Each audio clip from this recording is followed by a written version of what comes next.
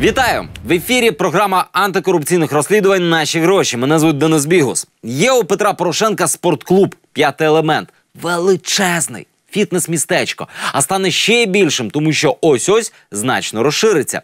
І зробить він це за рахунок землі і нерухомості пари сусідніх держпідприємств. І ні. За землю, хоч і з використанням фірми-прокладки, у Порошенка заплатили. Але, звісно ж, така угода привернула нашу увагу. Максим Опанасенко подивився, а куди далі пішли ці гроші? І зараз розповість, як спортивно розпиляти навіть президентський проект.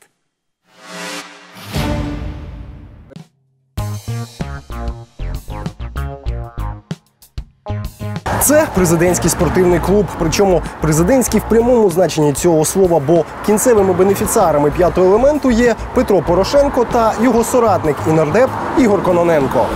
Новина перша. Клуб збирається розширюватися. Новина друга. Навіть на проєкті такого президентського рівня чиновники примудрилися вкрасти. Нині клуб займає ось цю територію. В майбутньому претендує розбудуватися і ось тут. Прямо на місці складів і будівель, що ще донедавна були державними. Володіли ними два держпідприємства – «Ліац» та «Діброва», якими опікується Державне агентство лісових ресурсів України. Нині цим добром володіє вже «П'ятий елемент», але президентський клуб у держпідприємств нерухомість напряму не купував. Він взагалі не підписував жодних договорів з державою. Спрацював посередник. Саме він викупив будівлі у двох ДПшок наприкінці 2016-го. А весною 17-го перепродав майно президентському «П'ятому елементу». Назву цього посередника дізнаємося після кількох спроб загубити або проігнорувати наш запит. Так, не треба нам ніяких телебачень сюди. Я хочу переконатися, що ви зареєструєте. Ви тричі губили вже я все запити. винесла. Так що, будь ласка, я все винесла. Не треба нам сюди знімати. Приберіть ногу, будь ласка. Ви державне підприємство чи ви банка приватна? Ви хочете, щоб ми прийняли? Так, я хочу, щоб ви прийняли. Я хочу зафіксувати факт того, що ви приймаєте. Я все приймаю. У ДП «Ліац» кажуть, наприкінці грудня 2016-го нібито провели аукціон. Ні оголошення щодо проведення аукціону, ні публічного звіту про його результати нам знайти не вдалося. Учасників було всього двоє. Нерухомість «Ліацу» на електриків, а це трішки більше 600 квадратних метрів приміщень, купила приватна фірма «Інбук» за понад 10 мільйонів гривень. Сума навіть вища за оціночну. Круто, скажете ви. Ні, не круто, бо гроші, ймовірно, розбазарили в самому держпідприємстві. Схема найпростіша – через ремонтні тендери. Одразу після продажу нерухомості «Ліац» підписав 5 угод на ремонт двох інших своїх будівель з однією компанією. Трішки пізніше ще 5 угод на ремонт цих самих будівель з іншою. Загальна вартість угод – більше 9 мільйонів гривень. Ось так це місце виглядало у 2015 році. Ось так зараз. Єдина різниця, яку нам вдалося помітити – нова покрівля на двоповерховій споруді. На що витратили решту грошей – невідомо. Тобто, мільйони за держбудівлі для розширення президентського спортклубу мали піти на ремонти інших держбудівель. Гроші перерахували, а будівлі після цього виглядають практично так само, як і до ремонтів. В цих підрядах дивує і однаковість замовлень двом фірмам, і підозріла ідентичність сум. Ну от, наприклад, поточний ремонт двоповерхової будівлі коштував 192 тисячі 290 гривень. Стільки ж заплатили і за поточний ремонт вже 4-поверхової будівлі, наче над калькуляцією взагалі не напружувалися. На сумнівність ремонтних угод вказує і те, що в обох будівельних компаній був один директор. А після підписання контрактів обидві фірми швидко змінили керівників, засновників і адреси реєстрації. Так, наче відчували, що незабаром їх шукатимуть із прокуратури. Не на камеру в «Ліаці» пояснюють, у першої фірми одразу після підписання нібито з'явилися якісь проблеми і довелося укладати договір вже з її двійником. Звідси і однакові суми, і один директор. Але при цьому кошти першій вже нібито були перераховані. І чи повернула вона їх, тут відповісти не можуть. Ні копій договорів, ні актів у «Ліацу» нині немає. Якщо припустити, що левову частину мільйонів «Ліац» викинув на вітер, а все саме так і виглядає, то з продажу нерухомості на електриків у них мала б лишатися ще частка. За матеріалами судових справ їм теж знайшли гідне призначення. Премії керівному складу ЛіАЦу в розмірі 1000%. В ЛіАЦі нині нове керівництво. Дивіться, я не можу це коментувати, я знаю, що я тут тільки півроку роблю. На початку ж 17-го керував держпідприємством Ярослав Сколота. Нині він трудиться в одному з комунальних підприємств Києва. Але в розпал робочого дня ми зустрічаємо його під домом. Сколота виходить ось з цього позашляховика Volkswagen, якого немає в його електронній декларації, і прямує в квартиру в одній зі столичних новобудов. Вона теж в декларації відсутня, хоча записана на дружину. Пояснення недешевому майну геніальні. Це майно моєї дружини. Я не можу такі коментарі давати. У нас не ті стосунки, що... Але вона вас обговорила? Ви не знаєте, що потрібно декларувати? Не можу відповісти на це питання. Давайте ви або звернетесь якимось там письмовим запитом. Про кримінальні провадження Сколота ще худо-бідно пам'ятає. Там так були кримінальні справи з приводу продажу, але вже не пам'ятаю їх. А от про чималі премії вже чомусь забув. Чесно, не пам'ятаю. Це вже було 2 роки тому. Це початок 17-го року. 2 роки майже тому. Саме Сколота від імені ЛіАЦу продав майно на електриків. Ремонтні контракти ж з вірогідно фіктивними фірмами підписував колега Сколоти Олександр Мляченко. Він і досі трудиться в ЛіАЦі заступником керівника і визнає, фірми дійсно не виконали умови ремонтних договорів. Але він нібито не знав про їхню явну фіктивність. Так, вони почали роботи, але не закінчили, на жаль. Я підписував у мене була довіреність від керівника, відповідно, я її підписував. Між тим, майновий стан Мляченка за цей час дивним чином покращився. У грудні 16-го він стає власником половини земельної ділянки на Печерську, а згодом вписує в свою декларацію об'єкт незавершеного будівництва. Зведення величезного будинку якраз завершується на Печерській ділянці. Ось воно. Але власник елітного шматку землі на Печерську наполягає, що будується на ньому не він. Ні, там розділена ця ділянка і частину, яку ви бачите, це будують ті власники, які відносяться до цієї ділянки. Пояснювати де ж, якщо не тут знаходиться задеклароване ним будівництво, і чому Печерський будинок зводиться і на його частині ділянки, чоловік відмовляється. Ви в останній декларації вказали, що у вас будинок є в процесі якраз зведення, тобто не введений в експлуатацію. Це не про нього мова, так?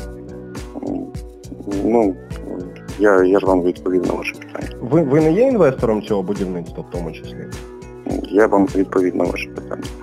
За кілька днів Мляченко несподівано зв'язується з нами сам. Зізнається, частина будинку таки його родини. І просить не пов'язувати цей будинок з ремонтними тендерами, бо гроші на будівництво з'явилися з продажу квартири в Києві. Чимала мала би бути квартира. Вишенька на цьому торті – Toyota Camry. Новенький і відверто недешевий седан, за інформацією з Держреєстру, ЛіАЦ оформив на себе вже на початку 2018 року. Ніякої офіційної інформації про процедуру купівлі такого авто ми не знайшли. От просто якось з'явилося. При цьому в ЛіАЦі вже встигли замовити і ремонт нового автомобіля. Теж, до слова, недешевий. Отже, перші мільйони, зароблені державою завдяки бажанню президентського спортклубу розширитися, найвірогідніше пішли на премії чиновникам та фіктивні ремонти. Ще 5 мільйонів гривень від продажу нерухомості на електриків мало б отримати друге держпідприємство – Діброва. Воно вже кілька років безуспішно ліквідується, і єдине, чим славилося за цей час – податкові і зарплатні борги. Як воно розпорядилося 5 мільйонами від розширення 5-го елементу? Цього ДП вже давно немає за його офіційною адресою біля президентського спортклубу. Колись воно давно тут було. Років 6, можна сказати. І з того моменту їх тут не бувало. Де шукати це ДП, не знають навіть у Держлісагентстві, яке його контролює. ані в прес-службі. Ну, я чесно не скажу, де зараз директор знаходиться цього державного підприємства. Ліквідація вже, як я зараз дізнаюся, то там вже дуже давно йде. Там дійсно є проблеми з податковою, бо у них борги є. Ані у керівництві. Всі питання ми можемо з'ясувати в нормальному робочому режимі через прес-службу нашу, звертайтеся. Я звернувся, мені сказали, звертайтеся до ДП Діброва, його немає. Тобто немає. Де-факто немає. Адреса і реєстрація. Врешті порадили шукати у Житомирській області. Але за вказаною адресою замість керівництва ДП, що мало отримати 5 мільйонів, тільки їдальня. Протягом 4 годин ми ретельно досліджували село Іванівка у пошуках вказаної вулиці Санаторної, аж доки не натрапили на місцевий лісгосп, де нам сказали, що Діброва колись розташовувалася ось тут. Колись, бо кажуть, вже кілька років їх не бачили. У реєстрі нерухомості сказано, що конкретно на Санаторній 5 має бути їдальня. Їдальня ось. Відтак, з адресою ми, вірогідно, не помилилися. Будівля закинута, двері забиті, всередині порожньо, навколо хащі. Та після десятка безуспішних спроб нам таки вдалося додзвонитися до директорки напівліквідованої ДПшки. Вам готовится письмо, официальное, все напишут, потому что они вышестоящие организации. Я зрозумів, тобто копія договору і копія платіжних документів вони готові, так? Ну а как же, естественно. Все там нормально, никаких там нет моментов таких, которые вы задавали, абсолютно. Я уже в таком возрасте, что в азартные игры с государством никогда не играла, играть не собираюсь. Вот так вот. Так что все получено, все нормально, все так, как сейчас решается вопрос о ликвидации Діброви, поэтому все так потому что не получается ничего такого, чтобы Діброва сегодня была полезна. За надісланими нам документами, Діброва так само через аукціон і також наприкінці 2016-го продала свою нерухомість тій самій фірмі «Інбук», нібито справді отримавши за це майже 5 мільйонів гривень. На що пішли ці 5 мільйонів, у Діброві не розповіли. Але позбавитися боргів перед державою ці 5 мільйонів не допомогли. ДП все ще має податкову заборгованість. 5 мільйонів Діброві мав сплатити тодішній директор Інбуку Данило Ярошовець. Він каже, що не пам'ятає, з ким підписував майже 5-мільйонний договір купівлі-продажу. Ви, коли уточнювали по ДП, ви спілкувалися з Клавдією Аркадівною Гребенюк, з директором ДП?